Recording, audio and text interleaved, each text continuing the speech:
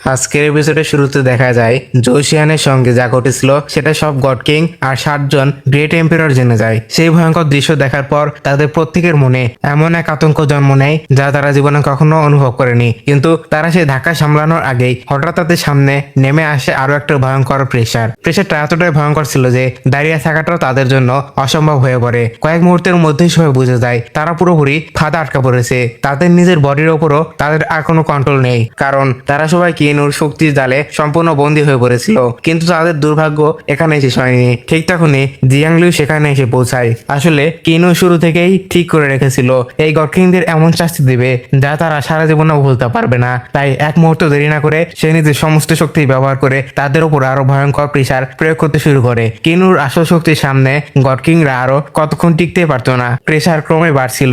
অসহ্য যন্ত্রণায় তাদের শরীর ভেঙে পড়তে শুরু করে আর সবাই ব্যথায় ছটফট করতে থাকে। নিজেদের অসহায় অবস্থা দেখে জিয়াংফাং এর সমস্ত অহংকার মুহূর্তের মধ্যেই ভেঙে চুরমার হয়ে যায়। সে নিজের মেয়ে জিয়াংলির সামনে কাকুতি মিনতি করতে শুরু করে। তারপর বলে, তুমি তো আমার নিজের মেয়ে, নিজের বাবার তৈরির নিয়মকে রক্ষা না করে এই বাইরের ছেলের পাশে দাঁড়িয়ে আছো। তোমার কি নিজের বাবার জন্য একটুও মায়া নেই? জিয়াংফাং এর এই কথাগুলো শুনে কেনুর রাগ আরো বেড়ে যায়। সে সঙ্গে সঙ্গেই জিয়াংফাংকে থামিয়ে বলে, তুমি কি নিজের হুঁশে আছো? এইসব বাজে কথা একদম বন্ধ করো। এরপর সে রাগে গর্জে উঠে বলে, কোন অধিকারে তুমি জিয়াংলিংকে এসব কথা বলছো? ভুলে গেছো তুমি আমার আর জিয়াংলির সঙ্গে কি কি করেছিলে? এইসব বলেই কিনুর প্রেসার আগের চেয়ে আরো ভয়ঙ্কর হয়ে যায়। জিয়াংলিউ নিজের বাবার এই আচরণে ভীষণ কষ্ট পায়। সে শান্ত গলায় বলে, বাবা, এখন আর জেদ করে লাভ নেই। এই নতুন ইউনিভার্সের ভেতরে স্পেসের প্রতিটি নিয়ম আর প্রতিটি ল সবকিছুই এখন কিনুর কন্ট্রোলে। তাই মিথ্যা আশা আর অহংকার ছেড়ে দিন, হার মেনে নিন। এখনই যদি জেদ ছেড়ে দেন তাহলে কিনু হয়তো আপনাকে একটু দয়া করবে আর আপনার প্রাণটা বাঁচিয়ে দেবে। কিন্তু জিয়াংলির এইসব কথা শোনার পরও জিয়াংফাং আর বাকি স্কেয়ার্ড এম্পায়াররা বুঝতে পারছিল না তারা কতটা বড় বিপদের মধ্যে রয়েছে। যে 8 জন গ্রেট এম্পায়ার কিছুক্ষণ আগেও পুরো ডিভাইন রেলমের সবচেয়ে ক্ষমতাবান শাসক ছিল, আজ তারাই সবাই অসহায় পশুর মতো দাঁড়িয়ে আছে। তাদের সম্মান, ক্ষমতা আর অহংকার সবকিছু যেন মুহূর্তের মধ্যেই ধুলো মিশে গেছে। কিন্তু এত অপমান আর মৃত্যুর মুখোমুখি দাঁড়িয়েও একজন গ্রেট এম্পায়ারও হার মানতে রাজি নয়। শেষ নিঃশ্বাস পর্যন্ত তারা লড়াই করার সিদ্ধান্ত নিয়েছিল। কিন্তু সবকিছু শান্তভাবে দেখছিল। সে বুঝে গেল এদের এখনো আরো শিক্ষা দেওয়া বাকি আছে। তাই সে নিজের ভাই হাফির দিকে তাকিয়ে বলল, এদের এমন শিক্ষা দাও যাতে জীবনে এরা কখনো ভুলতে না পারে। হাফি যেন এই মুহূর্তটা অপেক্ষা করছিল। সে প্রচন্ড উৎসাহ নিয়ে সামনে ঝাঁপিয়ে পড়ল আর গ্রেট এম্পায়ারদের ওপর একের পর এক ভয়ঙ্কর আক্রমণ চালাতে শুরু করলো। হাফির একের পর এক আক্রমণের সামনে গ্রেট এম্পায়ার এক মুহূর্ত টিকতে পারল না। চোখের পলকে তাদের অবস্থা একদম করুণ হয়ে গেল। তাদের পোশাক ছিঁড়ে টুকরো টুকরো হয়ে যায় আর পুরো বডি জুড়ে শুধু ক্ষত আর রক্তের দাগ। ঠিক তখনই একজন গ্রেট এম্পায়ার এর চোখে হাফির উপর পড়ে। তাকে ভালো করে দেখে সে ভয়ে চিৎকার করে ওঠে, এ তো ফায়ারি মাঙ্কি। তার মনে হলো এটা নিশ্চয়ই এক্সাল্টেড সেলেস্টিয়াল শাও ইয়াও এর পরিকল্পনা। হয়তো তিনি হাফিকে কিনুকে সাহায্য করার জন্য পাঠিয়েছেন। কিন্তু হাফি এসব কিছু জানতো না। এক্সাল্টেড সেলেস্টিয়াল জাও ইয়াওকে সেটাও তার জানা ছিল না। সে শুধু হেসে আবারও তাদের উপর ঝাঁপিয়ে পড়লো। আক্রমণ করতে করতে এসে বলল, তোমরা এখন অন্য কারো ইউনিভার্স নাও। তোমরা এখন আমার বড় ভাই কিনুর ইউনিভার্সের ভেতরে দাঁড়িয়ে আছো। তাই অহংকার দেখানো বন্ধ করো, না হলে পরিণতি আরো ভয়ঙ্কর হবে। এদিকে কিনু বুঝতে পারলো ওরা যথেষ্ট শাস্তি পেয়েছে। সে ইশারা করে হাফিকে থামিয়ে দিল, কারণ এখন সময় এসে গেছে ওদের বোঝানোর। অন্যদের কষ্ট দেওয়া যতটা সহজ মনে হতো, সেই কষ্ট নিজের উপর এলে কেমন লাগে। ওরাই তো মিষ্টি সিটি ধ্বংস করতে এসেছিল। ওরাই কিনুর পরিবার, বন্ধু আর স্বপ্ন সবকিছু শেষ করতে এসেছিল। আজ সেই কাজের ফলে তারা ভোগ করছে। হাফি থেমে গেলেও জিয়াংফাং এর অহংকার এখনো পুরোপুরি ভাঙে না। সে কিছুতেই বুঝতে পারছিল না কিনু ঠিক কি ধরনের শক্তি ব্যবহার করছে, যার সামনে তাদের সব আক্রমণ সম্পূর্ণ ব্যর্থ। রাগে সে বাকি গ্রেট এম্পায়ারদের দিকে তাকিয়ে বলল, আমরা কোনো সাধারণ মানুষ নই। আমাদের এই আসলে বসে আছে স্বয়ং এক্সাল্টেড সেলেস্টিয়াল। পুরো ডিভাইন রিয়েলমের সবচেয়ে বড় ক্ষমতা আমাদের হাতে তুলে দেওয়া হয়েছে।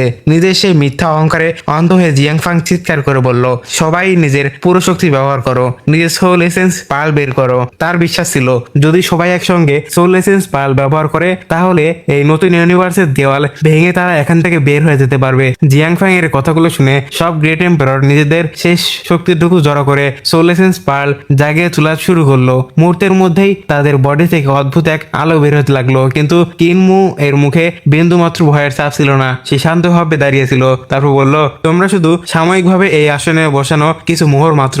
ভাগ্য ছিল বলেই তোমরা এই ক্ষমতা পেয়েছো। তাই বলে নিজেদের এই জগতের প্রকৃত শাসক ভেবে বসো না। এই কথাটা বললেই কিনু হালকা হাত নাড়ালো। তারপর মুহূর্তের মধ্যেই অবিশ্বাস্য একটা ঘটনা ঘটলো। সব গ্রেট এম্পারর এর হাত থেকে তাদের অমূল্য সোল এসেন্স পার্ল নিজে থেকেই ছিটকে বেরিয়ে গেল আর সেটা গিয়ে কিনুর হাতে চলে গেল। কিনু খুব সহজেই সব সোল এসেন্স পার্ল নিজের হাতে নিয়ে বলল, এবার আমি তোমাদের দেখাবো আসল শক্তি কাকে বলে। এ দৃশ্য দেখে সেখানে উপস্থিত সবাই স্তম্ভ হয়ে গেল।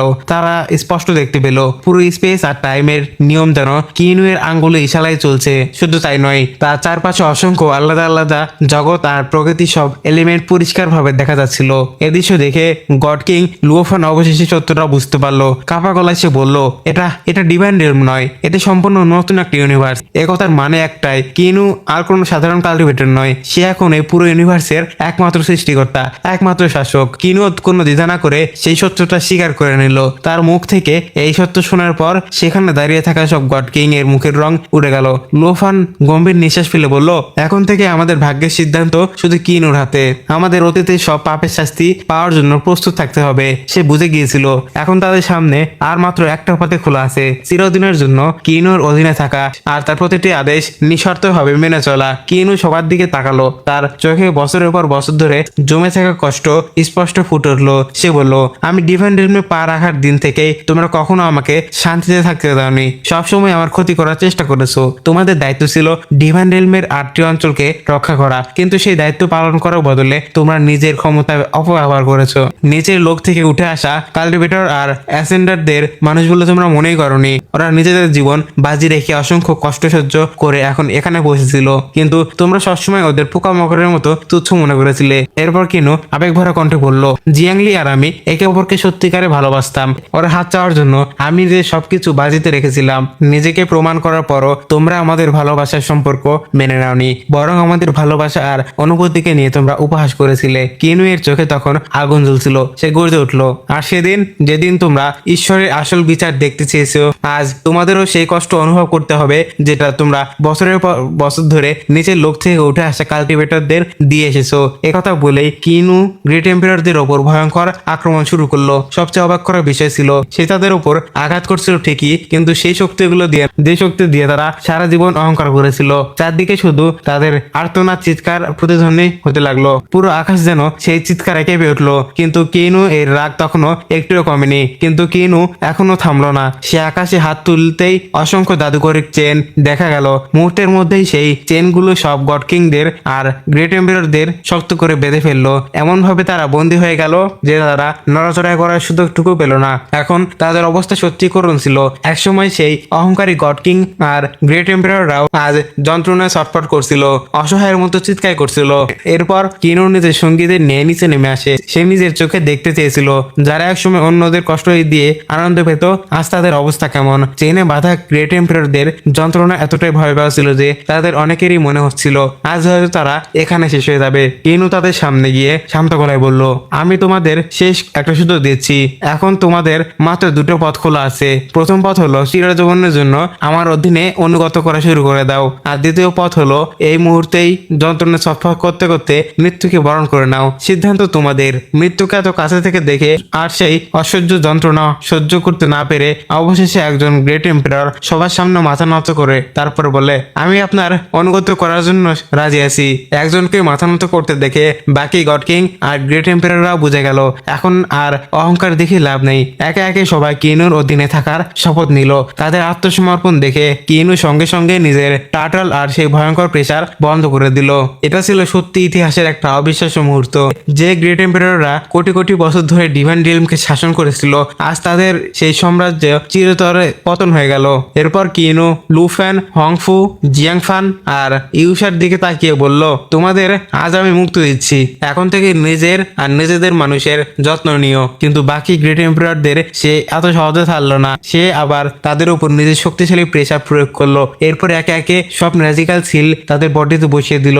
সেই মুহূর্ত থেকেই তারা আনুষ্ঠানিক ভাবে চিরদিনের জন্য কিনুর গোলাম হয়ে গেল। সবকিছু শেষ করে কিনু নিজের প্রাসাদে ফিরে আসে। সেখানে তখন ব্লাডসি কুইন অর্থাৎ সুইউ তার জন্য অপেক্ষা করছিল। পুরো দিনের কথা মনে করে কিনু হালকা এসে বলল, একটা সময় ছিল যখন তুমি আমাকে মেরে ফেলতে চাইছিলে, আর আজ আমি চাই তুমি শুধু আগামী 10 কোটি বছরের জন্য আমার অধীনে থাকো। তবুও তুমি সেটা মানতে চাইছো না। সুইউ এই শর্ত নিয়ে খুব একটা আপত্তি করেনি, তবে চলে যাওয়ার আগে সে এমন একটা সত্য জানায় যেটা কিনু বহু বছর ধরে জানতে চাইছিল। সে বলল, সেদিন আমি তোমাকে মেরে ফেলিনি কারণ একজন অত্যন্ত শক্তিশালী ব্যক্তি আমাকে টেলিপ্যাথিক টেলিপ্যাথিক মেসেজে পাঠিয়ে সতর্ক করেছিল।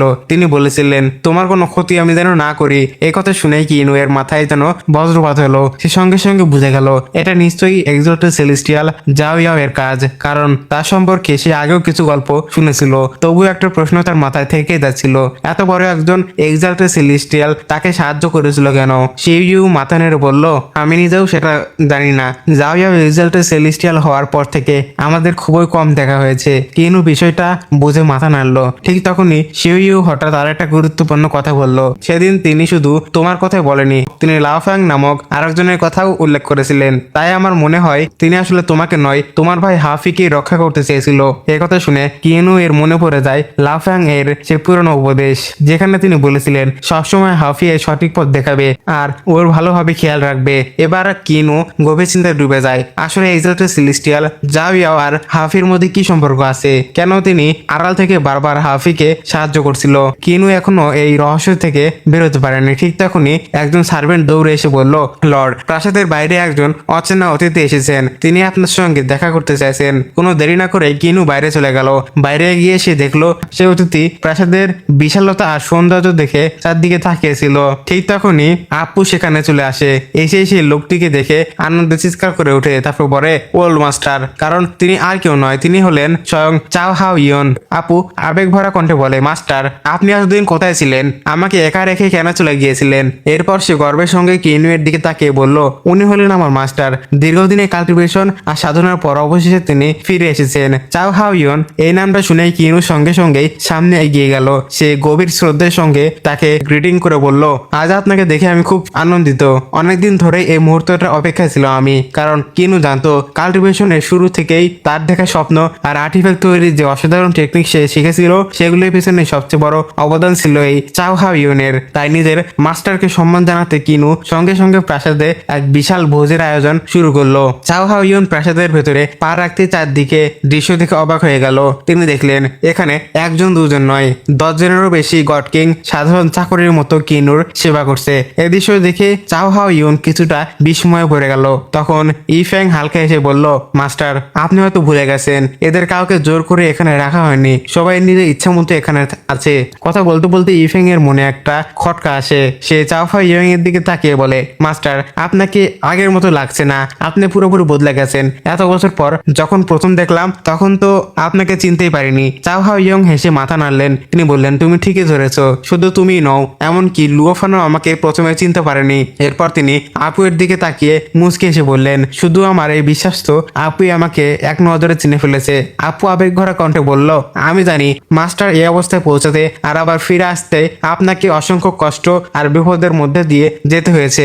চাও হাও ইয়ং জানতেন কিনু ইতিমধ্যে নিজের হাতে উচ্চমানের হংম্যাং ট্রেজার তৈরি করেছে। তবুও তিনি মুচকে এসে বললেন কিনু, তুমি অনেক দূরে এগিয়ে গিয়েছো, কিন্তু অস্ত্র তৈরির আসল শিল্পের কথা বললে এখনো তুমি আমার সঙ্গে টক্কর নিতে পারবে না। একথা শুনে ইফ্যাং কৌতূহলী হয়ে জিজ্ঞেস করলো মাস্টার, তাহলে আপনি কি সত্যি এক্সাল্টেড সেলেস্টিয়াল হংম্যাং ট্রেজার তৈরি করতে পেরেছেন? আসলে কিনুও আগে অনেক গুজব শুনেছিল। শোনা যেত চাও হাও ইয়ন শপথ করেছিলেন যতদিন না তিনি সেই সর্বোচ্চ স্তরের ডিভাইন আর্টিফ্যাক্ট তৈরি করবেন ততদিন তিনি আর ফিরে আসবেন না। এর প্রশ্ন শুনে চাও হাও ইয়নের মুখে আত্মবিশ্বাসী হাসি ফুটে ওঠে। তিনি বললেন হ্যাঁ, বছরের পর বছর সাধনার পর আমি অবশেষে একটি বানাতে সফল হয়েছি।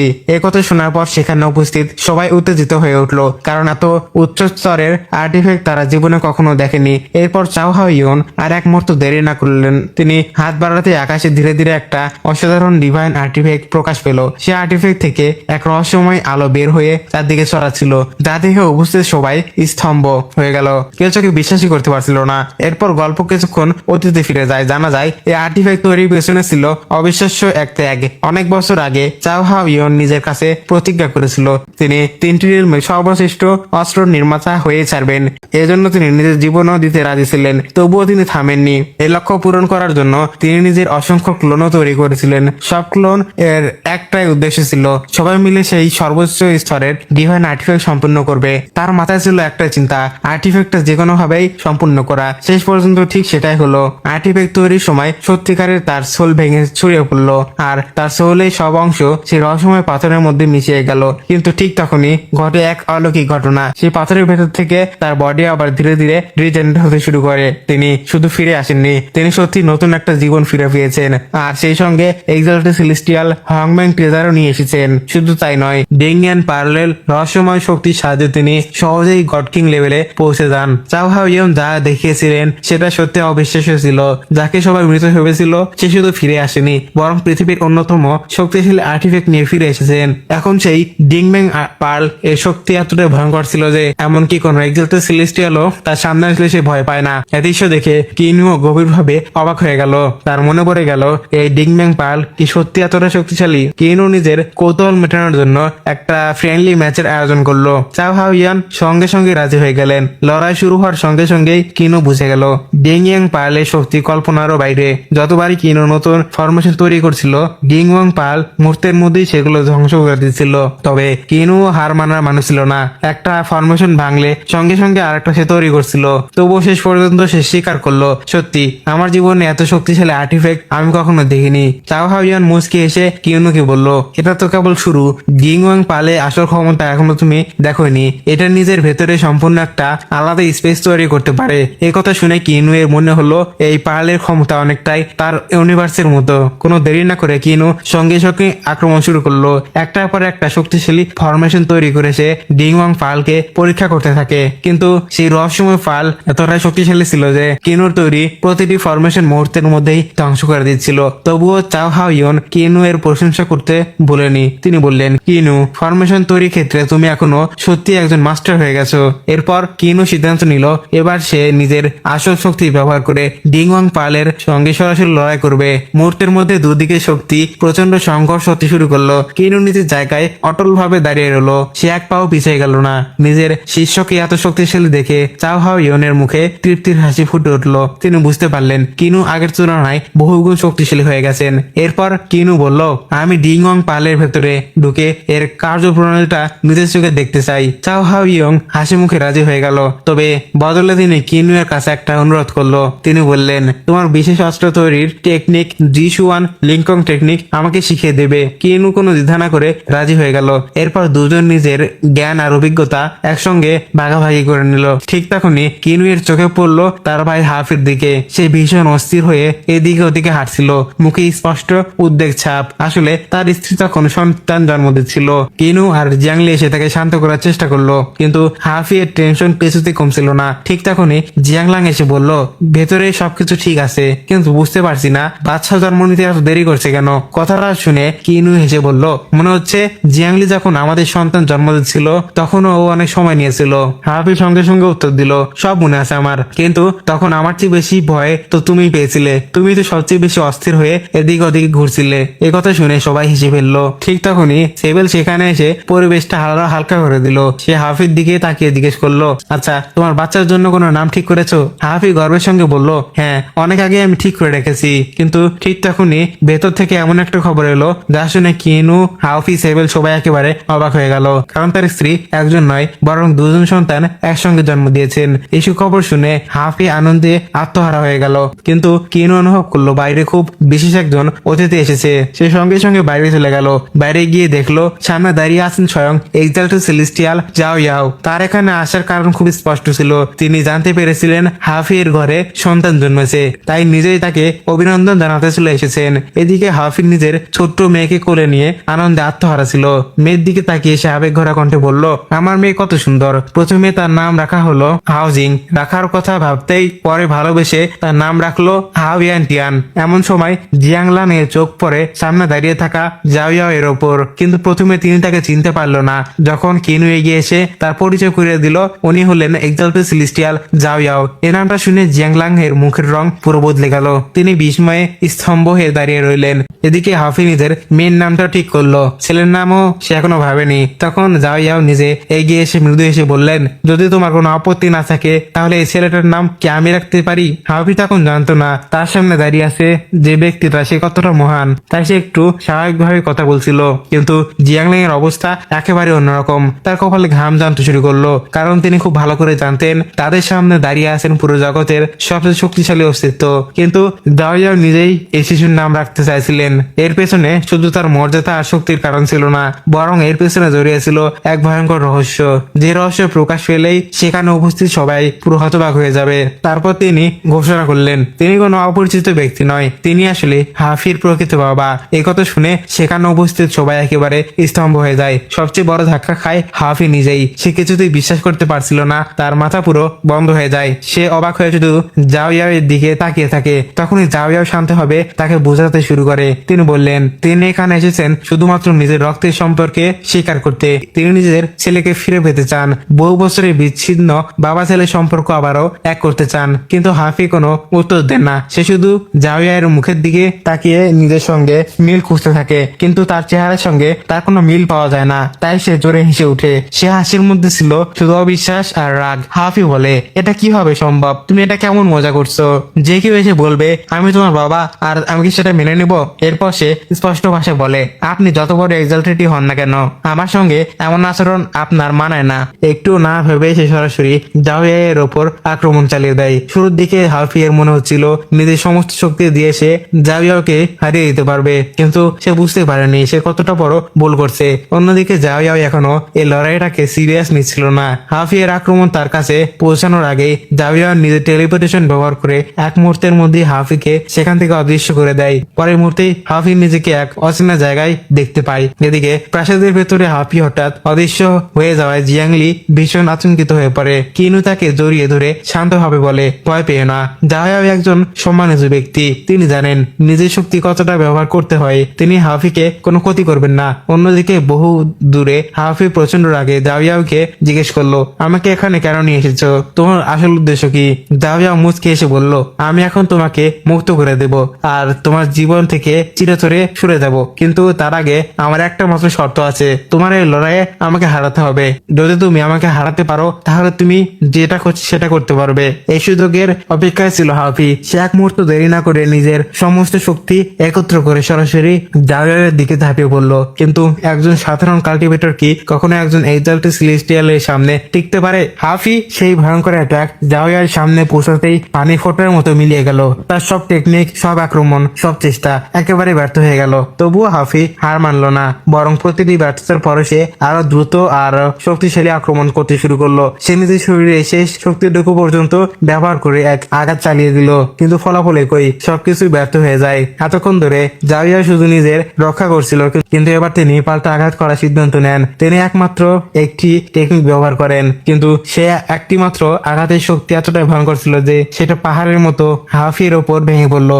এক মুহূর্তে হাফির পুরো শরীর কেঁপে উঠলো। সে প্রচন্ড চাপ আর যন্ত্রণায় একদম ভেঙে পড়লো। সে অদৃশ্য শক্তির ফাঁদে থেকে বের হওয়ার জন্য তাকে নিজের সব শক্তি ব্যবহার করতে হয়। অনেক কষ্টের পর সে শেষটুকু কাজে লাগে। সে অবশেষে সে ভয়ঙ্কর চাপ থেকে নিজেকে মুক্ত করতে সক্ষম হয়। এই মুহূর্তেই হাফির মনে রাগের থেকে বেশি ছিল অসহায়তা, কারণ সে স্পষ্ট বুঝে গিয়েছিল বর্তমানে তার কাল্টিভেশন দিয়ে জাওয়াকে সে কখনোই হারাতে পারবে না। আসল সত্যটা ছিল আরো নির্মম। হাফি তখন মাত্র একজন হেভেনলি গড লেভেলে ছিল। সে এখনো গড কিং লেভেলে পৌঁছাতে পারেনি, আর তার সামনে যে দাঁড়িয়ে আছে সে এমন একজন কাল্টিভেটর যার কাল্টিভেশন সর্বোচ্চ অর্থাৎ এক্সাল্টেড সেলেস্টিয়ালে পৌঁছে গেছে।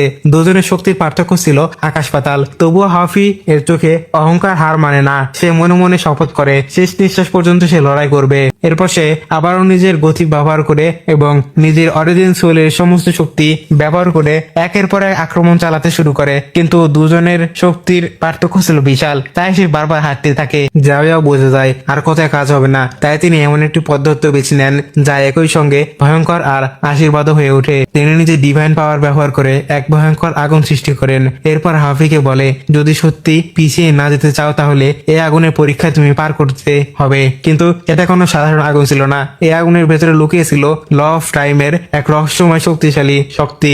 জাওয়ার আসল উদ্দেশ্য ছিল একটাই, যদি হাফি এই অরিজিন সোলের আগুনের যন্ত্রণা সহ্য করতে পারে তাহলে এই যন্ত্রণাই তার জন্য সবচেয়ে বড় আশীর্বাদ হয়ে উঠবে। পরের মুহূর্তেই আগুন হাফির শরীর স্পর্শ করে, আর সঙ্গে সঙ্গেই এমন একটা অসহনশীল ঘটনা শুরু হয় যা সে কখনোই অনুভব করেনি। সে আগুন সরাসরি তার অরিজিন সোলকে দগ্ধ করে শুরু করে। ব্যথায় হাফি পুরো কাঁপতে শুরু করে। এমন যন্ত্রণা সে কখনো অনুভব করেনি, কিন্তু কিন্তু হাফি দাঁতে দাঁত চেপে সবকিছু সহ্য করছিল, কারণ সে হার মানতে রাজি নয়। আসলে জাওয়া তাকে শাস্তি দিচ্ছিল না, বরং তিনি নিজের ছেলেকে কাল্টিভেশনকে আরো বাড়ানোর চেষ্টা করছিল।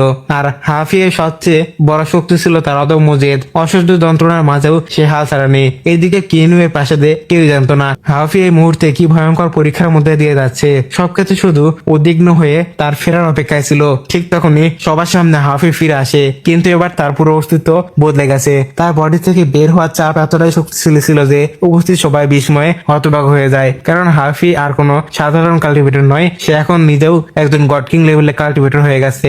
এত অল্প সময়ে এমন অবিশ্বাস্য উন্নতি দেখে সবাই হতবাক হয়ে যায়। এমনকি হাফি নিজেও মনে মনে জাওয়া এর প্রতি গভীর শ্রদ্ধা অনুভব করতে শুরু করে। সে ভাবতে থাকে, প্রথম দেখাতেই এই মানুষটি আমাকে কাল্টিভেশনের সবচেয়ে উঁচু স্তরে পৌঁছে দিয়েছেন, তিনি কখনোই খারাপ মানুষ হতে পারেন না। অন্যদিকে হাফি এর স্ত্রী আনন্দে আত্মহারা হয়ে যায়। নিজের স্বামীকে এই অসাধারণ উন্নতি দেখে তার চোখে আনন্দে ভরে ওঠে। আর হাফিও নিজের স্বভাবগত চরিত্র দেখিয়ে সবার সামনে নিজের নতুন মেন্টালিটি অফ ডেস্টিনি দেখানো শুরু করে। তার নতুন রূপ সত্যি অসাধারণ লাগছিল। এটা দেখে কিনু ভীষণ খুশি হয়ে যায়। তবে মুস্কি এসে সে হাফিকে জিজ্ঞেস করে, আচ্ছা এখন তো সব ঠিক হয়ে গেছে, তাহলে বলো তো তুমি কি অবশেষে যাও কি নিজের বাবা হিসেবে মেনে নিয়েছো? ঠিক তখনই কিনুর চোখ পড়ে জিয়াংলি এর দিকে। সবাই আনন্দে থাকলেও জিয়াংলি কোথাও যেন হারিয়েছিল। তার চোখে সে নীরব কষ্ট এক নজরেই কিনু বুঝে গেল। সে বুঝতে পারলো জিয়াংলি নিজের পরিবারকে নিয়ে খুব মিস করছে।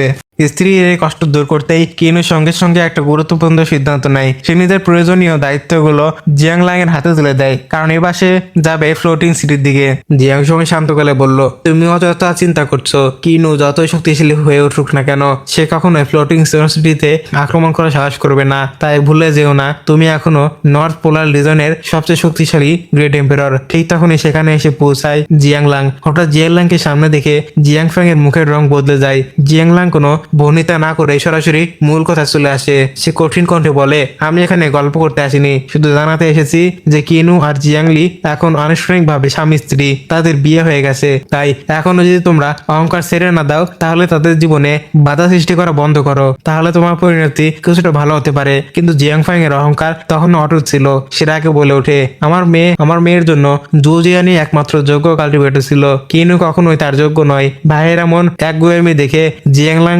দীর্ঘশ্বাস ফিরে বলল, তুমি নিজের অহংকারে এতটাই অন্ধ হয়ে গেছো যে নিজের মেয়ের কষ্টটাও দেখতে পারছো না। এত বছর ধরে জিয়াংলি নিজের বাবা মা ভাই বোনকে কতটা মিস করছে। তার ভেতরে কষ্টে ফেটে যাচ্ছে তার বুকটা। সেটা কি একবার তোমরা ভেবেছো? তোমার এই অহংকার কি তোমার মেয়ের সুখের থেকেও বড়? এরপর জিয়াংলাং নিজের কাছে থাকা দুটি অমূল্য ট্রেজার বের করে, যা হলো ম্যাড পিপল সিল আর আর্ট সিল, সে এগুলো জিয়াংফাং এর হাতে তুলে ধরলো। তারপর বলল, আশা করি এই ট্রেজার দুটো পাওয়ার পর তুমি অন্তত কিনু আর জিয়াংলিকে মেনে নেবে। ট্রেজার দুটো দেখে জিয়াংফাং পুরোপুরি হতবাক হয়ে যায়। সে অবাক হয়ে জিজ্ঞেস করে, কিনু কি জানে তুমি এগুলো আমাকে দিচ্ছ? জিয়াংলাং শান্তভাবে উত্তর দেয়, এগুলো আমি নিজে ইচ্ছা করে আনিনি, কিনুই নিজে আমাকে এগুলো নিয়ে পাঠিয়েছে। একথা শুনে জিয়াংফাং যেন ভেতর থেকে ভেঙে পড়ে। তার মনে হতে থাকে সে জীবনে সবচেয়ে বড় ভুল করেছে। একজন হিরের মতো জামাইকে প্রত্যাখ্যান করেছে দুজিয়ানের মতো একজন মানুষকে বেছে নিয়েছিল। অনুশোচনায় পরে সে সঙ্গে সঙ্গে নিজের স্ত্রী জিয়াংশুয়াং আর মেয়ে জিয়াংয়ান কে ডেকে পাঠায়। সে বলে, এক মুহূর্ত দেরি করো না, এখনই মিষ্টি সিটিতে যাও, জিয়াংলির সঙ্গে দেখা করে এসো। এদিকে মিষ্টি সিটিতে জিয়াংলি শান্তভাবে কিনু এর সঙ্গে সময় কাটাচ্ছিল। ঠিক তখনই হঠাৎ তার সামনে এসে দাঁড়ায় তার ছোট বোন জিয়াংয়ান। অনেক বছর পর একে অপরকে দেখে দুই বোনই আবেগ ধরে রাখতে পারে না। তারা একে অপরকে জড়িয়ে ধরে কান্নায় ভেঙে পড়ে। কাঁদতে কাঁদতে জিয়াংয়াং বলে, আপু তুমি চলে যাওয়ার পর ফ্লোটিং স্টোন সিটিতে পুরোপুরি বদলে গেছে। মা বাবা প্রতিদিনই তোমাকে মনে করে কাঁদেন, ঠিক মতো খাওয়া দাওয়া করেন না। সে আরো বলে, যাই ঘটুক না কেন বাবা মা আজও তোমাকে অনেক ভালোবাসেন। একথা শুনে জিয়াংলির চোখ ভিজে ওঠে। সে নিজের পরিবারকে ভীষণ মিস করছিল। হয়তো তার বিয়ের বিরোধিতা করা হয়েছিল, কিন্তু মা বাবার জন্য তার ভালোবাসা একটুও কমেনি। ঠিক তখনই সেখানে এসে পৌঁছায় তার মা জিয়াংশুয়াং। মাকে সামনে দেখে জিয়াংলি দৌড়ে গিয়ে তাকে জড়িয়ে ধরে। জিয়াংশুয়াং কাঁদতে কাঁদতে বলে, মা আমাকে ক্ষমা করে দিও। আমি ভেবেছিলাম জিয়াংশুয়াং তোমার জন্য সবচেয়ে ভালো পাত্র, কিন্তু আমি ভুলছিলাম। এখন আমি আর তোমার জীবনে কোনো বাধা হতে চাই না। আমি শুধু চাই চাই তুমি কিনু এর সঙ্গে সারা জীবন সুখে থাকো। অনেক বছর বিচ্ছেদের পর এই পরিবার পূর্ণ মিলন দেখে সেখানে উপস্থিত সবার চোখে ভিজে ওঠে। আর জিয়াংলি খুব ভালো করেই বুঝতে পারে আজ তার ভেঙে যাওয়া পরিবার আবার এক হয়েছে শুধু কিনু এর উদারতা আর চেষ্টার জন্য। এই আবেগঘন মুহূর্তের পর গল্পের দিক আবার বদলে যায়। এবার দেখানো হয় বিভিন্ন স্কেয়ার্ড এম্পায়ার একত্রিত হয়ে একটি গুরুত্বপূর্ণ বিষয় নিয়ে আলোচনা করছিল। তাদের সবার মনে একটাই প্রশ্ন, পরবর্তী এক্সাল্টেড কে হবে। অনেকের ধারণা ছিল এই সম্মান নিশ্চয়ই হবে জিয়াংফাং অথবা লুফানের ভাগ্যে জুটবে। আবার কেউ কেউ মনে করছিল এবার হয়তো সম্পূর্ণ অপ্রত্যাশিত ভাবে কেউ এই পদটা পেয়ে যাবে। অন্যদিকে সবাই আলোচনা থেকে দূরে কিনো নিজের দুই ছেলে কিনশি আর কিনশুয়াংকে কঠোরভাবে কাল্টিভেশনের ট্রেনিং দিচ্ছিল। অল্প বয়সে দুই ভাই অসাধারণ ট্যালেন্ট দেখাতে শুরু করেছিল। তাদের দ্রুত উন্নতি দেখে কিনু গর্বে ভরে ওঠে। ঠিক তখনই জিয়াংলি খাবারের থালা নিয়ে সেখানে আসে। হেসে সে বলে, অনেক প্র্যাকটিস হয়েছে, এবার একটু বিশ্রাম নাও। তোমাদের দাদু তোমাদের জন্য অনেক মিষ্টি আর ফল পাঠিয়েছেন। সবাই যখন আনন্দের সঙ্গে সময় কাটাচ্ছিল ঠিক তখনই হঠাৎ জিয়াংলির মাথা ঘুরে ওঠে। এক মুহূর্তের মধ্যেই পুরো ডিভাইন রেলম জুড়ে এক ভয়ঙ্কর ঘটনা ঘটে। মনে হচ্ছিল যেন সময় হঠাৎ সম্পূর্ণ থেমে গেছে। নদীর পানি, বাতাস, এমনকি জীবন্ত প্রাণীরাও এক জায়গাতে স্থির হয়ে যায়। পুরো ইউনিভার্স যেন পাথরের মতো দাঁড়িয়ে থাকে। কিন্তু আশ্চর্যের বিষয় হলো এই টাইম স্টপ এর কোনো প্রভাব কিনুর উপরে পড়ছিল না, কারণ সে ইতিমধ্যেই নিজের নতুন ইউনিভার্সের মাস্টার হয়ে গেছে। এরপর কিনু দেখতে পায় জিয়াংলি, হাওফি এবং অন্য সব গড কিংরা অচেতন অবস্থায় কোথাও যেন যাচ্ছে।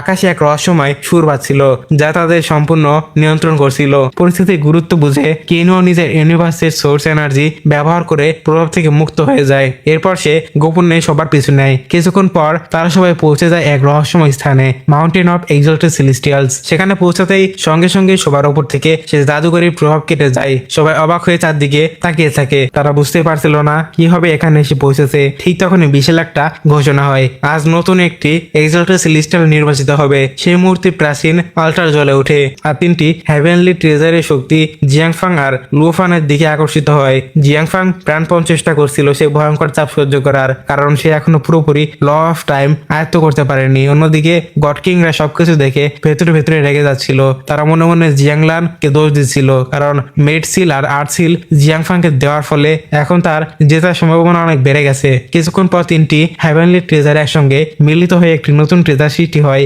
World eroded seal. এই উজ্জ্বল আলোয় পুরো স্থান কেঁপে ওঠে। তারপর সেই রহস্যময় আলো থেকে ধীরে ধীরে একটি রহস্যময় স্ক্রোল বের হয়ে আসে। সেই স্ক্রোলের ভেতরে লেখা ছিল নতুন এক্সল্টেড এর নাম। সবাই নিঃশ্বাস বন্ধ করে অপেক্ষা করছিল। তাদের ধারণা ছিল নামটি হয়তো জিয়াংফাং নয়তো লুফানি হবে, কিন্তু স্ক্রোলটার লেখা স্পষ্ট হওয়ার সঙ্গে সঙ্গেই পুরো জায়গাটা স্তব্ধ হয়ে গেল, কারণ সেখানে লেখা ছিল চি হু ইয়ান। নামটা দেখার পর সবাই অবাক হয়ে যায়, এমনকি চি হু ইয়ানও বিশ্বাস করতে পারছিল না। সে তো সারা জীবন যুদ্ধ নয় বরং ওয়েপেন ফোর্জিং এর দিকেই নিজের জীবন উৎসর্গ করেছিল। তার তৈরি ডিং ইয়াং পার্ল ছিল এক্সল্টেড সেলেস্টিয়াল লেভেলের এক অসাধারণ হংম্যাং টিজার। হয়তো ঠিক এই নিঃস্বার্থ সাধনাকেই মেন রিজন বানিয়ে তাকে এই পদটা দেওয়া হলো। নতুন শক্তি নিজের শরীরে অনুভব করতেই চিউ হুইয়ান বুঝে যায় অবশেষে তার বহু বছরের সাধনা সফল হয়েছে। সে গভীর শ্রদ্ধার সঙ্গে এক্সল্টেড সেলেস্টিয়াল পদ গ্রহণ করে। এরপর সঙ্গে সঙ্গেই তার অভিষেক শুরু হয়। দিব্য আলোয় তার পুরো শরীর আলোকিত হয়ে ওঠে। আকাশ থেকে এক শক্তিশালী ডিভাইন ওয়েপেন তার হাতে নেমে আসে। সবাই বিস্ময়ে সেই দৃশ্য দেখতে থাকে। প্রথমে কিনু এগিয়ে গিয়ে চি হুইয়ানকে অভিনন্দন জানায়। তারপর একে একে সবাই তাকে অভিনন্দন জানায়। কিন্তু এক কোণে দাঁড়িয়ে জুজিয়ানের চোখে কিনুর জন্য বিষ ভরছিল। তার চোখে শুধু ঘৃণা আর প্রতিশোধের আগুন জ্বলছিল। ওদের চলে যাওয়ার পর জিয়াংফাং রাগে আর হতাশায় ফেটে পড়ে। সে চিৎকার করে বলে, এটা কেমন বিচার? চি হুইয়ান তো শুধু একজন সাধারণ অস্ত্র নির্মাতা ছিল। আমি সারা জীবন হেভেনলি ট্রেজার আর ল অফ টাইমের পেছনে জীবন কাটিয়ে দিলাম, আর শেষ পর্যন্ত কি হলো? একজন লোহার সেই পদটা পেয়ে গেল। শুধু জিয়াংফাংই নয়, অন্য সব গড কিংরাও এই ফলাফলে ভীষণ হতাশ হয়ে পড়েছিল, কারণ সবার ধারণা ছিল এত শক্তিশালী লুফানি নিশ্চিতভাবে নতুন এক্সল্টেড সেলেস্টিয়াল হবে। কিন্তু ভাগ্যে সম্পূর্ণ ভিন্ন সিদ্ধান্ত নিয়েছিল। এটাই ছিল বিশ্বের নিয়ম। যখন ভাগ্য বদলে যায় তখন সবচেয়ে শক্তিশালী মানুষই কিছু করতে পারে না। নিজের বাবাকে এত ভেঙে পড়তে দেখে জিয়াংলি এগিয়ে গিয়ে তার হাত ধরে সান্ত্বনা দেওয়ার চেষ্টা করে। কিনুও তাকে বাধা দেয় না। সে ধীরে বলে, ওনাকে একটু সময় দাও, এত বড় ধাক্কা সামলাতে একটু সময় লাগবে তার। অনুষ্ঠান শেষ হওয়ার পর কিনু সেখানে উপস্থিত নিজের ঘনিষ্ঠ গড কিংদের আমন্ত্রণ জানায়। সে বলে, এখানে থেকে আর কোনো লাভ নেই, সবাই আমার সঙ্গে মিষ্টি সিটিতে চলুন। আমার নতুন ইউনিভার্স এখন সম্পূর্ণরূপে জন্ম নিয়েছে। এবার গল্প আবার মিষ্টি সিটিতে ফিরে আসে। সেখানে সম্পূর্ণ ভিন্ন এক আনন্দের পরিবেশ। মাঠের মাঝখানে হাফি আর সেবেল একে অপরের সামনে দাঁড়িয়েছিল। দুজনের মধ্যে বন্ধুত্বপূর্ণ একটা ডুয়েল শুরু হয়ে যায়। যায়। হাফি গড কিং হওয়ার পর থেকেই দুজনের মধ্যে একটা প্রশ্ন ঘুরছিল, আসলে বেশি শক্তিশালী কে? সেবেল আত্মবিশ্বাসের সঙ্গে এসে দাঁড়িয়েছিল, কারণ সে অনেক আগেই গড কিং হয়ে গিয়েছিল। হাফিয়া মুচকে এসে বলল, বেশি আত্মবিশ্বাস দেখিও না, আজ বুঝিয়ে দিব আসল বস কে। ওদের লড়াই দেখার জন্য কেনুর দুই ছেলে পাশে বসে হাততালি দিচ্ছিল। দুই গড কিং এর অসাধারণ স্পিড আর স্কিল আর শক্তির প্রদর্শন তারা করছিল। তাদের লড়াই দেখে সবাই মুগ্ধ হয়ে যায়। এরপর দেখানো হয় মিস্ট্রি সিটির মানুষ কতটা শান্তি আর সুখে কাটাচ্ছিল। চারদিকে আনন্দ, হাসি আর শান্তির পরিবেশ। কিন্তু কাল্টিভেশন এর পৃথিবীতে সুখ কখনোই বেশিক্ষণ স্থায়ী হয় না। হঠাৎ করে বিপদের কালো ছায়া নেমে আসে। আকাশ থেকে জুজিয়ান মিস্ট্রি সিটির উপর উপস্থিত হয়। তার মনে তখন একটাই লক্ষ্য, কিনুকে হত্যা করা। সে এক্সাল্টেড সেলেস্টিয়াল হওয়ায় তার শক্তির উপর তার অনেক অহংকার ছিল। সে প্রায় এক আঘাতেই পুরো প্রোটেক্টিভ ব্যারিয়ার ধ্বংস করে দেয়। এক নিমিষে পুরো শহর কেঁপে ওঠে। হফি আর সেবেল সঙ্গে সঙ্গে তাদের দুয়েল থামিয়ে বেরিয়ে আসে। দুজন শপথ করে আজ জুজিয়ানকে জীবিত ফিরতে দেবে না। জিয়াংলাং, জিয়ানলি আর অন্য সবাই অস্ত্র হাতে যুদ্ধের জন্য প্রস্তুতি নেয়। এরপর জুজিয়ান এক বজ্রকণ্ঠে পুরো আকাশ কাঁপিয়ে ওঠে। সে গর্জে উঠে বলে, কেনু, সাহস থাকলে লুকিয়ে থেকো না, বাইরে বেরিয়ে আসো, আমার সামনে এসে দাঁড়াও। কিন্তু কেনু কোথায় ছিল সেটা কেউ জানতো না। তারপর জুজিয়ান হুমকি দিয়ে বলে, যদি কেনু এখনই আমার সামনে না আসে তাহলে আমি পুরো মিষ্টি সিটিকে ধ্বংস করে দেব। এই কথা শুনে জিয়াংলি আতঙ্কে কেঁপে ওঠে, কারণ তাদের সামনে দাঁড়িয়ে থাকা শত্রু একজন এক্সাল্টেড সেলেস্টিয়াল আর গড কিংদের পক্ষে তার সামনে লড়াই করা একদম প্রায় অসম্ভব। জুজিয়ান আবার চিৎকার করে বলে, আজ কেনু এর জীবনের শেষ দিন, আমি তাকে নিজের হাতে হত্যা করব।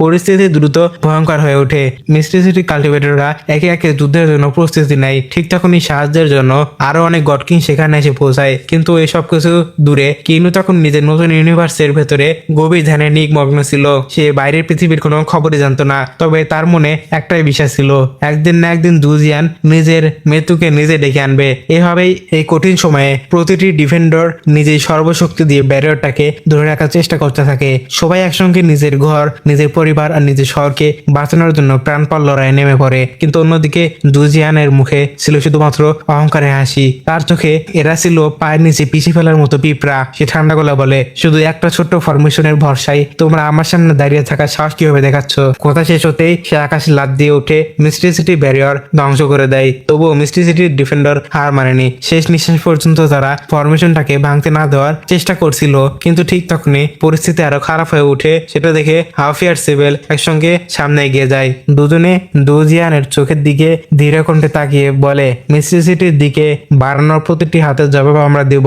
কথা শেষ হতে তারা দুই ভাই একসঙ্গে একটা কোঅর্ডিনেটেড কাউন্টার অ্যাটাক করে। তাদের অ্যাটাক দিকে জুজিয়ান একটা কথা খেয়াল করে, তাদের বডি থেকে খুব সামান্য পরিমাণে হলেও কেনুর অরা বের হচ্ছিল। কিন্তু নিজের শক্তির অহংকারে সে অন্ধ হয়ে এইসবকে একদমই গুরুত্ব দিল না। তার বিশ্বাস ছিল এই সামান্য অরা তার কিছু করতে পারবে না। কিন্তু ঠিক তখনই এখানেই জীবনে সবচেয়ে বড় ভুলটা করে বসেছে। সে বুঝতে পারেনি হাফি আর সেবেলের আসল শক্তি শুধু তাদের পাওয়ার নয়, বরং তাদের নিখুঁত টিম ওয়ার্ক। দুই ভাইয়ের আক্রমণের গতি আর সমন্বয় এতটাই ভয়ঙ্কর ছিল যে ধীরে ধীরে জুজিয়ানের জন্য সেগুলো সামলানো কঠিন হয়ে পড়ে। আর ঠিক তখনই সেবেল বাতাসের গতিতে সামনে ঝাঁপিয়ে পড়ে একদম নিখুঁত একটা আঘাত করে। আঘাতটা সোজা গিয়ে জুজিয়ানের মুখে লাগে। মুহূর্তের মধ্যেই তার মুখে গভীর একটা কাটা দাগ পড়ে যায় আর সে কষ্ট থেকে রক্ত ঝরতে শুরু করে। নিজের মুখে রক্ত দেখে জুজিয়ান কয়েক সেকেন্ডের জন্য হতবাক হয়ে যায়। তারপর তার দুই চোখে রক্তে লাল হয়ে ওঠে। সে গর্জে উঠে চিৎকার করে বলে, আজ আমি পুরো মিস্ট্রি সিটিকে পৃথিবী থেকে মুছে ফেলবো। এবার সে নিজের পুরো শক্তি বের করে ফেলে। সে পাওয়ারে পুরো মিস্ট্রি সিটি কেঁপে ওঠে। চারদিকে একটা বিশাল শকওয়েভ ছড়িয়ে পড়ে। ব্যাটেলফিল্ড এ থাকা প্রায় সবাই সে আঘাতে মারাত্মক ভাবে আহত হয়ে যায়। তারপর চারদিকে ছিটকে পড়ে। চারদিকে শুধু ধ্বংসস্তূপ, মানুষের আর্তনাদ, রক্তে ভেসে যাওয়া যুদ্ধক্ষেত্র। ঠিক তখনই জিয়াংলি সামনে এগিয়ে আসে। গডেস অফ লাইফ হওয়ার কারণে সে এক মুহূর্ত দেরি না করে সবাইকে হিলিং পাওয়ার দিয়ে হিল করতে শুরু করে। এদিকে জুজিয়ান তখনও জিয়াংলিকে সবাইকে বাঁচাতে দেখে। তখন তার চোখে আবারও ঘৃণা আর রাগ জ্বলে ওঠে। সে মনে মনে বলে, ফ্লোটিং স্নো সিটি এর প্রিন্সেস হয়ে আমার বিরুদ্ধে যাওয়ার সাহস কি হয় বলে তুমি? রাগে সে চিৎকার করে উঠে। সে ঘোষণা করে, আজ তোমাকে আমি নিজের হাতে শেষ করব। কথা শেষ করে সে জিয়াংলির দিকে প্রাণঘাতী একটা আক্রমণ ছুড়ে দেয়। ঠিক তখনই আঘাতটা লাগার আগেই জিয়াংফাং তার মেয়েকে বাঁচানোর জন্য সামনে ঢাল হিসেবে চলে আসে। জিয়াংফাং নিজের পুরো শক্তি দিয়ে চিৎকার করে বলে, জিয়াংলি আমার কথা শোনো, এক মুহূর্ত দেরি করো না, এখনই এখান থেকে চলে যাও, নিজের জীবনটা বাঁচাও। কিন্তু জুজিয়ানের মনে বিন্দু মাত্র দেওয়া ছিল না। একটু দ্বিধানা করে সে সরাসরি জিয়াংফাং এর উপর প্রাণঘাতে আঘাত করে। এক আঘাতে জিয়াংফাং এর সব ডিফেন্স ভেঙে চুরমার হয়ে যায়। আঘাতটা এতটাই ভয়ঙ্কর ছিল যে সে আর নিজেকে সামলাতে পারে না। মুখ দিয়ে রক্ত বেরোতে শুরু করে। সে মাটিতে ছিটকে পড়ে। এদিকে যুদ্ধক্ষেত্র একের পর এক মানুষ আহত হয়ে যায়। আর ঠিক তখনই সবার থেকে অনেক দূরে কিনু এখনো নতুন ইউনিভার্সের মধ্যে পুরোপুরি ডুবেছিল। সে নিজে সমস্ত মনোযোগ দিয়ে নতুন পৃথিবী নিখুঁতভাবে গড়ে তুলছিল। ঠিক তখনই পুরো কসমোসের অসীম এনার্জি নদীর স্রোতের মতো তার বডির ভেতরে ঢুকতে শুরু করে। আর সেই মুহূর্তেই কিনু এর কোর সম্পূর্ণ বদলে গিয়ে একেবারে বিশুদ্ধ জেড এসেন্সে রূপান্তরিত হয়। আকাশে অসংখ্য তারা আর নক্ষত্র এক সরলরেখায় যুক্ত হয়ে যেতে শুরু করে। সেখানে থেকে বের হওয়া বিশাল কসমিক এনার্জি তার নতুন ইউনিভার্সের হৃদয় তৈরি করতে শুরু করে। এই মুহূর্তে সব কসমিক পাওয়ার একত্রিত হয়ে কিনু এর কসমিক কনসিয়াসনেস এ সম্পূর্ণ জিগে তুলে। এদিকে যুদ্ধক্ষেত্রে আবার ফিরে আসে। জিয়াংফাং তখন গুরুতর আহত, কোনো মতে দাঁড়িয়ে আছে, কিন্তু জুজিয়ানের একের পর এক আক্রমণ সামনে সে টিকতে পারছিল না। এটা দেখে হাফি কোনো কথা না ভেবে ঝাঁপিয়ে পড়ে। অন্যদিকে জিয়াংলি দূরে তার বাবার কাছে পৌঁছে যায়। কাঁদতে কাঁদতে নিজের হিলিং পাওয়ার দিয়ে তার ক্ষত সারানোর চেষ্টা করে। মেয়ের চোখে সেই কান্না দেখে জিয়াংফাং এর বুকটা ভরে ওঠে। সে মনে মনে বলে, আজ জীবনের প্রথমবারের মতো আমি সত্যি আমার মেয়ের জন্য সঠিক কাজটা করতে পেরেছি।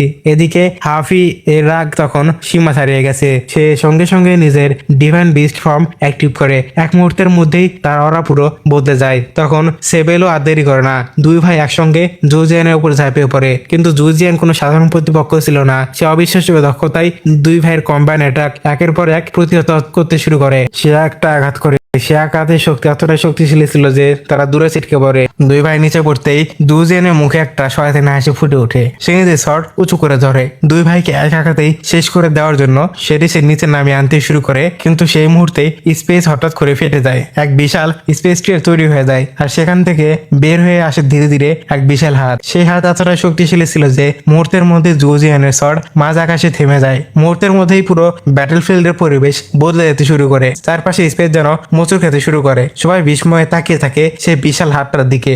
আর তারপর ধীরে ধীরে সেই স্পেস ফাটলের মধ্যে দিয়ে বেরিয়ে আসে কিনু। ঠিক সময়ে সে ফিরে এসেছে। নিজের নতুন ইউনিভার্স সম্পূর্ণ করে সে আবার মিষ্টি সিটিতে হাজির হয়েছে। কিনুকে সুস্থ সালামত দেখে পুরো ব্যাটলফিল্ডে সবাই নতুন একটা আশা ফিরে পায়। সেখানে উপস্থিত প্রত্যেকের মুখে স্বস্তির হাসি ফুটে ওঠে। কিন্তু জুজিয়ান ভয় পাওয়ার বদলে উল্টো হাসতে শুরু করে। সে মনে মনে ভাবে, অবশেষে তুই আমার সামনে এসে দাঁড়িয়েছিস। সে একেবারেও বুঝতে পারেনি তার সামনে দাঁড়িয়ে থাকা কিনুয়ার আগের মতো কাল্টিভেটর নেই। সে এখন একজন সত্যিকারের ইউনিভার্স ক্রিয়েটর। অহংকারে ভরা কণ্ঠে জুজিয়ান চিৎকার করে বলে, কিনু, আজ আমি তোকে এমন শাস্তি দেব যা তুই সরাসরি মনে রাখবি। কথা শেষ হতেই সে নিজের সমস্ত শক্তি একত্র করে এক ভয়ঙ্কর আক্রমণ ছুড়ে দেয়। সে আক্রমণের শক্তি পুরো আকাশে কাঁপিয়ে তোলে। কিন্তু কিনু একটুও নড়ল না। তার মুখে কোনো ভয় ছিল না, কোনো উদ্বেগ ছিল না। সে আগের মতোই শান্তভাবে নিজের জায়গায় দাঁড়িয়ে রইল। মুহূর্তের মধ্যেই অবিশ্বাস্য একটা ঘটনা ঘটলো। জুজিয়ানের সেই ভয়ঙ্কর আক্রমণ কিনু এর গায়ের স্পর্শ পর্যন্ত করতে পারলো না, বরং আঘাতটা কিনু এর অরার সঙ্গে লাগতেই মুহূর্তের মধ্যেই ভেঙে গেল।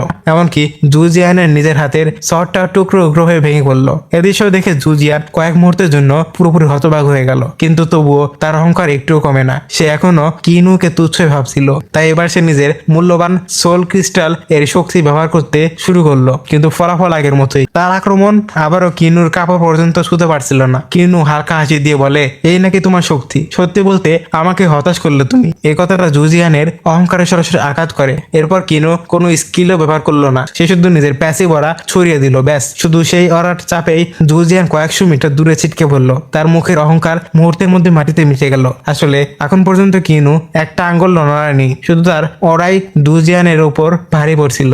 এবার জুজিয়ান বুঝতে পারলো সে ভয়ঙ্কর একটা ভুল করেছে। কিনুকে এতক্ষণ সে সাধারণ কাল্টিভেটর ভাবছিল, কিন্তু সে এখন তার কল্পনার চাইতেও দূরে চলে গেছে। তবুও শেষ পর্যন্ত সে চেষ্টা সারেনি। জুজিয়ান নিজের সবচেয়ে শক্তিশালী ফরমেশন অ্যাক্টিভ করে। এই ফরমেশন দেখে অনেকটা হলি এম্পায়ারদের কম্বাইন অ্যাটাকের মতো লাগছিল।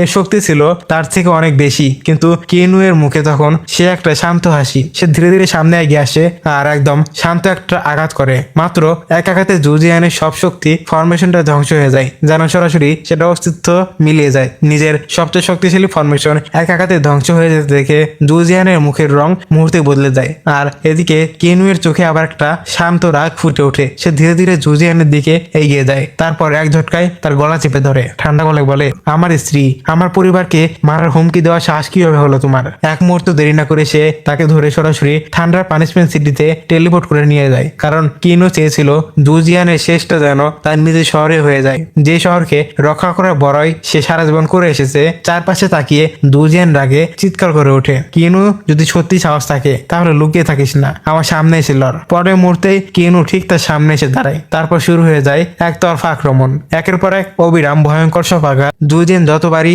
নিজেকে বাঁচানোর চেষ্টা করছিল প্রতিবারই সে ব্যর্থ হচ্ছিল। কিনু এর প্রতিটি আঘাত সব ডিফেন্স ভেঙে দিচ্ছিল।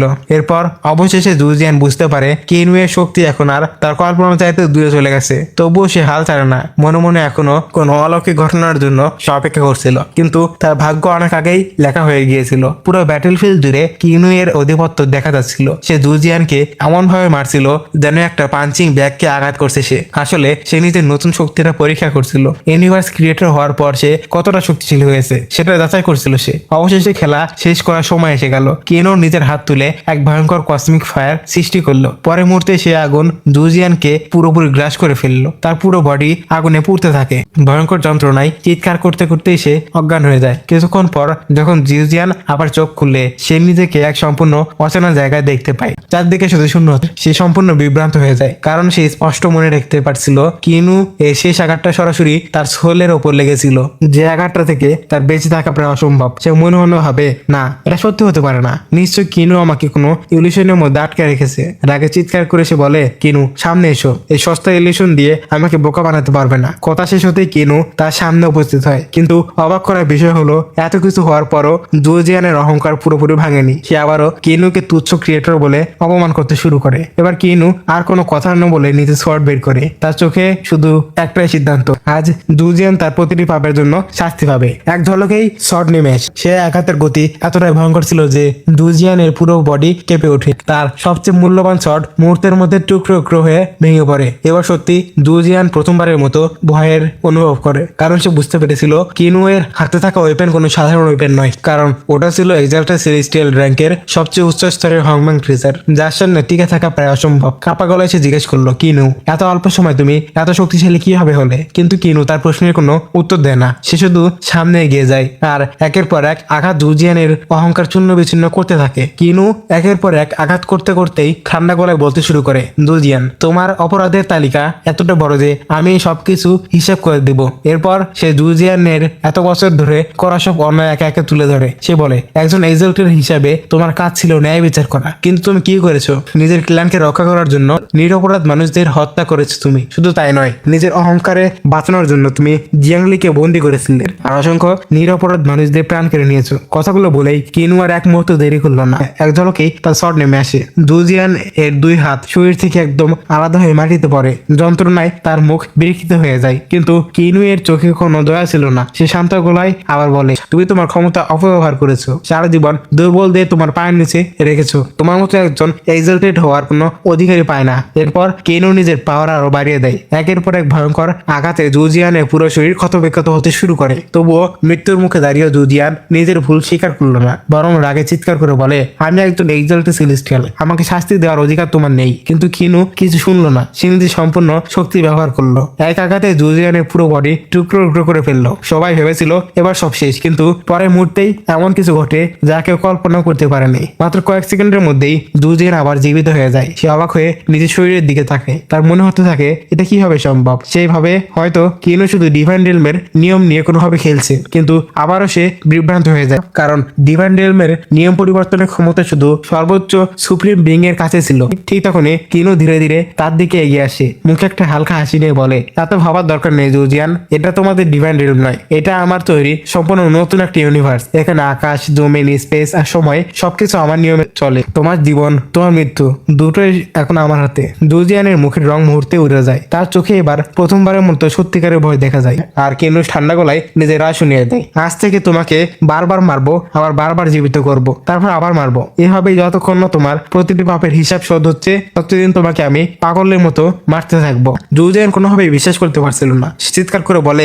অসম্ভব, নিচের রেলমে থেকে উঠে আসা একজন কাল্টিভেটর কখনো ইউনিভার্স ক্রিয়েটর হতে পারে না। কিন্তু কিনু কোনো উত্তর দিল না। সে ঠিক করেছিল কথা বলে নয়, কাজ দিয়ে প্রমাণ করবে সে। এরপর কিনু এক সেকেন্ডও দেরি করলো না। সে নির্মম ভাবে জুজিয়ানকে বারবার হত্যা করতে শুরু করলো। একবার নয়, 10 বার নয়, 100বারও নয়, 1000বারও নয়, এমনকি লক্ষবার তাকে একই যন্ত্রণা দিতে শুরু করলো। প্রথমেই কিনু তাকে নিয়ে গেল এক ভয়ঙ্কর হেভেনলি ফায়ার ডোমেনে। সেখানে জুজিয়ান জীবিত হওয়ার সঙ্গে সঙ্গেই চারদিক থেকে জ্বলন্ত আগুন তাকে গ্রাস করতে শুরু করলো। তার পুরো বডি আগুনে পুড়তে শুরু করলো। অসহ্য যন্ত্রণায় সে চিৎকার করে ওঠে, আমি ডিভান রেলমের নির্বাচিত একজন এক্সাল্টেড সেলেস্টিয়াল, এভাবে আমি কিভাবে মরতে পারি? কিন্তু তার সে চিৎকারের কোনো মূল্য ছিল না। কিনুর অসীম কসমিক পাওয়ারের সামনে তার কোনো অস্তিত্ব ছিল না। এক মুহূর্তের মধ্যেই কিনু তাকে আবার ছায়ে পরিণত করলো। কিন্তু এখানে শেষ নয়। পরের মুহূর্তে কিনু তার সোলকে টেনে বের করে আরেকটি ভয়ঙ্কর ফ্রিজিং মিস্ট ডোমেনে নিয়ে যায়। সেখানে তার দিকে শুধু বরফ আর কনকনে ঠান্ডা, এতটাই ভয়ঙ্কর যে জুজদিনের পুরো বডি মুহূর্তের মধ্যে জমে যায়। সে নড়তে পারছিল না।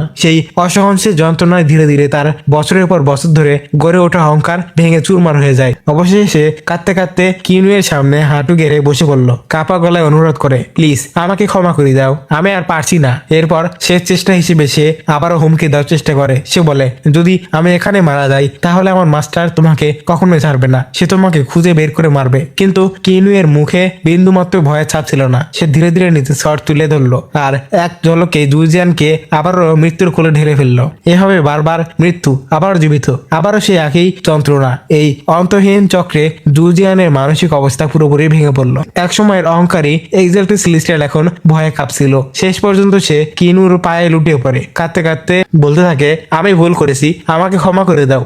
আমি শপথ করছি আর কোনোদিন তোমার বা তোমার পরিবারের ক্ষতি করার চেষ্টা করব না, শুধু আমাকে একটা শেষ সুযোগ দাও। কিন্তু কিনু এর সিদ্ধান্ত আগে নেওয়া হয়ে গিয়েছিল। সে কোনো উত্তর দিল না, শুধু আবার নিজের শট তুলে ধরলো। কিন্তু ঠিক সেই মুহূর্তেই মৃত্যুর মুখোমুখি দাঁড়িয়ে জুজিয়ান হঠাৎ একটা অদ্ভুত জিনিস লক্ষ্য করলো। সে অনুভব করলো কিনু এর অরা ঠিক তার মাস্টারের পাওয়ারের মতোই। এই উপলব্ধি তাকে পুরোপুরি হতবাক করে দেয়। আর ঠিক তখনই হঠাৎ সেখানে উপস্থিত হয় লিংমেং। তাকে দেখেই জুজিয়ানের মুখের রং উদাও হয়ে যায়। লিংমেং ঠান্ডা গলায় বলে, কোটি কোটি বছর ধরে তুমি নিজের ক্লানকে 10টি রেলমে যা খুশি তাই করার সুযোগ দিয়েছো। তোমার কারণে অসংখ্য নিরাপদ মানুষ প্রাণ হারিয়েছে, এমনকি আমার নিজের ভাই কিনুকে তুমি হত্যা করার চেষ্টা করেছো। তারপর তিনি ঠান্ডা কণ্ঠে বলেন, তোমার পাপ সীমা ছাড়িয়ে গেছে। এই মুহূর্ত থেকে আমি তোমাকে এক্সাল্টেড সেলেস্টিয়ালের পথ থেকে চিরতরে সরিয়ে দিচ্ছি। লিংম্যাং এর কথাগুলো শুনে জুজিয়ান পুরোপুরি ভেঙে পড়ে। সে কাঁদতে কাঁদতে হাঁটু গেড়ে বসে পড়ে। শুধু 2 হাত জোর করে লিংম্যাং এর দিকে তাকিয়ে অনুরোধ করে, মাস্টার আপনি তো আমাকে কথা দিয়েছিলেন আমি অ্যাসেন্ড করার পর আমাদের জুক্ল্যান্ডকে চিরতরে অমর করে রাখবেন, তাহলে আজ আমাকে কেন ত্যাগ করছেন? লিংম্যাং কিছুক্ষণ নীরব থেকে বলে, হ্যাঁ আমি সেই কথা বলেছিলাম, কিন্তু আজ তোমার এই পরিণতি তোমার কর্মের ফল। এর জন্য আর কাউকে তুমি দোষ দেওয়ার সুযোগ পাবে না। কথা শেষ করে লিংম্যাং হঠাৎ হাত বাড়িয়ে মুহূর্তের মধ্যেই পুরো স্পেস প্রচন্ড ভাবে কাঁপিয়ে তুললে। আকাশের মাঝখানে ধীরে ধীরে এক বিশাল স্পেস টিয়ার খুলে যায়। সে টিয়ারের ভেতরে ছিল অসীম অন্ধকার। জুজিয়ান আতঙ্কে চিৎকার করে ওঠে। সে পালানোর চেষ্টা করে, কিন্তু লিংম্যাং এর সামনে তার কোনো শক্তি ছিল না। পরের মুহূর্তেই লিংম্যাং এক হাতের ইশারায় জুজিয়ানকে সেই স্পেস টিয়ারের মধ্যে নিক্ষেপ করে দেয়। জুজিয়ান এর আর্ত চিৎকার ধীরে ধীরে মিলিয়ে যায় আর কয়েক সেকেন্ড পরে তার অস্তিত্ব পুরো ইউনিভার্স থেকে মুছে যায়। এভাবেই এক সময়ের অহংকারী এক্সাল্টেড সেলেস্টিয়াল জুজিয়ানের কাহিনী চিরতরে শেষ হয়ে যায়। সব ঝামেলা শেষ হওয়ার পর লিংম্যাং এবার কিনুকে নিয়ে তার বড় ভাই হংম্যাং এর সঙ্গে দেখা করাতে চলে যায়। কিছুক্ষণ পর তারা দুজন একসঙ্গে নিরিবিলি একটা অপূর্ব জায়গায় পৌঁছে যায়। সেখানে বসে দুজন একসঙ্গে পানীয় পান করতে থাকে। তারপর সেখানে তারা গল্প করতে শুরু করে। গল্পের মাঝখানে কিনু একটা প্রশ্ন করে। সে কৌতূহলে বলে, ভাই একটা বিষয় জানতে চাই, আপনি চে হুইয়ানকে এক্সাল্টেড সেলেস্টিয়াল হিসেবে কেন বেছে নিয়েছেন? এর পেছনে কি সত্যি কোনো বিশেষ কারণ আছে? লিংম্যাং হালকা হেসে উত্তর দেয়, কিনু তুমি তো ডিং অ্যান্ড পার্লের শক্তি নিজের চোখে দেখেছো। ওটার ক্ষমতা এতটাই অসাধারণ ছিল যে নতুন কোনো স্পেসে তৈরি করতে পারে সেটা। কিন্তু চে হুইয়ান সারা জীবন নিজের সব সময় ওয়েপেন ফোর্জিং এ ব্যয় করেছে। নতুন ওয়েপেন বানানো ছিল তার জীবনের একমাত্র লক্ষ্য। সে কারণেই সে কখনো নিজে ইউনিভার্স তৈরি করার কথা ভাবেনি। তবে তার বেছে নেওয়া কাল্টিভেশনের পথ একেবারে আলাদা ছিল, আর ঠিক সেই কারণেই এই সম্মান তাকে দেওয়া হয়েছে। লিংম্যাং আবারও বলতে শুরু করে, চে হুইয়ান কে এক্সাল্টেড সেলেস্টিয়ালের পথ দেওয়ার আসল কারণ ছিল যাতে সে কোনো বাধা ছাড়াই, সীমাবদ্ধ ছাড়াই নিজের ওয়েপেন ফোর্জিং কে আরো এগিয়ে নিয়ে যেতে পারে। এবার তিনি গর্বের সঙ্গে কিনুয়ের দিকে তাকিয়ে বলে, অভিনন্দন কিনু, তুমি সফলভাবে 3টি রেলমের দীর্ঘ ও কঠিন যাত্রা সম্পন্ন করেছো। আজ থেকে তুমি একজন কাল্টিভেটর নও, আজ থেকে তুমি একজন সত্যিকারের ইউনিভার্স ক্রিয়েটর। তোমার এই কৃতিত্বের জন্য তোমার নাম চিরকালের জন্য ইউনিভার্সের সবচেয়ে পবিত্র গোল্ডেন গ্র্যান্ড স্কুলে সোনার অক্ষরে লেখা থাকবে। এই কথা শুনে কিনু এর মুখে শান্ত একটা হাসি ফুটে ওঠে। এরপর লিংম্যাং নিজের গ্লাস তুলে ধরে বলে, চলো আমাদের বড় ভাই হংম্যাং এর সঙ্গে একটা টোস্ট করি। দুই ভাই একসঙ্গে গ্লাস তুলে ধরে। আর ঠিক তখনই আমাদের প্রথমবারের মতো হংম্যাং এর আসল রূপ দেখানো হয়। তার বিশাল আকৃতি এতটাই অবিশ্বাস্য ছিল যে তার মাত্র একটি হাত তুলতেই পুরো ইউনিভার্স অনায়াসে ধরে ফেলতে পারছিল সে। তাকে দেখে পুরো কসমিকের অসংখ্য নক্ষত্র আর গ্যালাক্সি তার সামনে মাথা নত করে। এ দৃশ্য যেন ঘোষণা করে স্টেলার ট্রান্সফরমেশনের মহিমা ঠিক কতটা বিশাল। এরপর সময় দ্রুত এগিয়ে যায়। গল্প আমাদেরকে নিয়ে যায় একটা নতুন ইউনিভার্সে। এই পৃথিবী দেখতে অনেকটা আধুনিক। সায়েন্স আর টেকনোলজি এতটাই উন্নত ছিল যে কিনু এর আগের পৃথিবীর সঙ্গে এর কোনো তুলনা চলে না। কিন্তু এত উন্নত সমাজের মাঝেও একটা বিশাল সমস্যা ছিল। পুরো পৃথিবী দুই ভাগে বিভক্ত ছিল। একদিকে ছিল ধনী আর আধুনিক মানুষ, অন্যদিকে ছিল সাধারণ আর জীবন নিয়ে বাঁচার মতো মানুষ। ঠিক এই নতুন পৃথিবীতেই আমরা প্রথমবারের মতো কিনশুয়াংকে দেখি। সে নিজের বাবা মায়ের নাম উজ্জ্বল করতে এবং নিজের ভাগ্য গড়ে তুলতে নিজের যাত্রা শুরু করেছে। হঠাৎ তার কানে একটা শিশুর আতঙ্কিত চিৎকার ভেসে আসে। কেউ সাহায্যের জন্য মরিয়া হয়ে ডাকছিল। সেখানে গিয়ে সে যা দেখে তা সত্যি ভয়ঙ্কর ছিল। একটা বিশাল রোবোটিক বিস্ট দুইটা ছোট্ট অসহায় শিশুকে কোণঠাসা করে ফেলেছিল আর কয়েক সেকেন্ডের মধ্যেই তাদের উপর আক্রমণ করতে চাইছিল। কিন্তু ঠিক তখনই কিনশুয়াং বজ্রগতিতে সামনে ঝাঁপিয়ে পড়ে। সে এক আঘাতেই রোবোটিক বিস্টটাকে থামিয়ে দেয় আর সাহসিকতার সঙ্গে দুইটা শিশুর প্রাণ বাঁচিয়ে ফেলে। দূর আকাশ থেকে সবকিছু দেখছিল কিনু। নিজের ছেলের এই সাহস দেখে তার মুখে তীর তীর হাসি ফুটে ওঠে। সে মনে মনে ভাবে, একদিন আমিও ঠিক এইভাবেই নিজের যাত্রা শুরু করেছিলাম। একজন বাবা হিসেবে সে শুধু দেখতে চেয়েছিল তার ছেলের ভাগ্য কি তার মতোই একদিন কিংবদন্তি হয়ে উঠবে। ঠিক তখনই লিংম্যাং এক দয়ালু বৃদ্ধি রূপ নিয়ে কিনশুয়াং এর সামনে উপস্থিত হয়। তিনি তাকে উপহার হিসেবে একটা অত্যন্ত রহস্যময় আর মূল্যবান জাদুকরী পাথর দেন, যেটা ভবিষ্যতে তার জীবনকে পুরো বদলে দেবে। আর এভাবেই স্টেলার ট্রান্সফরমেশনের আনুষ্ঠানিকভাবে যাত্রা শেষ হয়ে যায়। তবে শেষ হওয়ার আগে একটা বিষয় পরিষ্কার করে দেওয়া হয়। অনেকের মনের প্রশ্ন থাকতে পারে, শেষে ছেলেটাকে দেখানো হয়েছে সে আসলে কে? সে আর কেউ নয়, সে হলো কিনু এর ছোট ছেলে কিনশুয়াং। সে এক নতুন আধুনিক পৃথিবীতে নিজের নতুন যাত্রা শুরু করেছে আর তার যাত্রা শুরুটাও অনেকটা তার বাবার মতো হয়েছে। এ দৃশ্যের মূল উদ্দেশ্য ছিল একটাই, কিনু এর উত্তরাধিকারিতা এখন তার ছেলের হাতে পৌঁছে গেছে। যেভাবে কিনু অসংখ্য কষ্ট আর সংগ্রামের মধ্যে দিয়ে নিজেকে কিংবদন্তি করতে পেরেছিল, এবার সেই পথে হাঁটতে শুরু করেছে তার ছোট ছেলে কিনশুয়াং। তবে একটা বিষয় অবশ্যই মনে রাখতে হবে, অনেকে ভাবছে সিজন 8 কে আসবে অথবা কিনশুয়াংকে নিয়ে কি কোনো নতুন দঙ্গল শুরু হবে। এটার উত্তর হলো না। এখন পর্যন্ত নির্মাতার পক্ষ থেকে স্টেলার ট্রান্সফরমেশন সিজন 8 বা কিনশুয়াংকে নিয়ে নতুন কোনো সিরিজের কোনো অফিসিয়াল ঘোষণা আসেনি। এই সিজন 7ই এই ডোঙ্গার শেষ সিজন আর কিনু এর গল্প এখানে শেষ হয়ে যায়। তাই শেষের এই দৃশ্যকে নতুন সিজনের ট্রেজার ভাবলে ভুল হবে। এটা শুধু একটা সিম্বলিক এন্ডিং আর এইভাবেই স্টেলার ট্রান্সফরমেশনের গল্প পুরোপুরি শেষ হয়ে যায়।